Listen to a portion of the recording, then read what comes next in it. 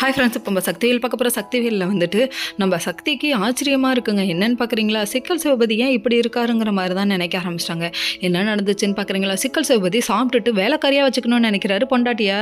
எப்பட்றா இப்படிலாம் யோசிக்கிறீங்க அப்படிங்கிற மாதிரி இருக்குது. இதெல்லாம் ஒரு பக்கம் இருக்க, நம்ம சக்தி வந்துட்டு ரொம்ப டயர்டாக வரதை பார்த்தா நம்ம வேலன் நம்ம ஏன் தோசை சுட்டு கொடுக்கக்கூடாதுன்னு உட்கார வச்சு அழகாக பொண்டாட்டிக்கு தோசைலாம் ஊற்றி கொடுக்குறாரு. என்னடா அப்பா இப்படி இருக்கீங்க அப்படிங்கிற மாதிரி இருக்குது. இது ரீல்ஸில் தான் பார்க்க முடியுது. ரியல் லைஃப்லையும் ஒரு சில பேர் இப்படி இருப்பாங்க.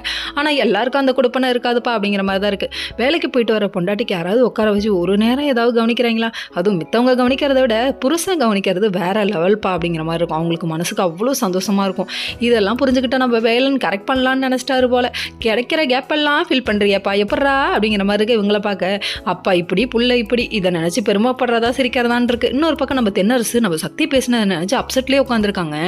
அதுக்கப்புறம் நம்ம சக்தி ஒரு பக்கம் சாப்பிட்டுக்கிட்டே இருக்க டைமில் சிக்கல் சபதி வர இப்படிதான் உங்கள் வீட்டில் சொல்லி கொடுத்தாங்களா அப்படி இப்படின்னு பேச ஆரம்பிச்சிட்டாங்க. அது எப்படா முடியுது? பொழுதுனைக்கும் உங்களுக்கு வேலை செஞ்சு கொடுக்குறாங்க, எப்பயா முடியாதப்போ பொண்டாட்டிக்கு செஞ்சு கொடுத்துரு அது ஒரு குறையாவே பேசுறீங்க அப்படிங்கிற மாதிரி தான் இருக்கு.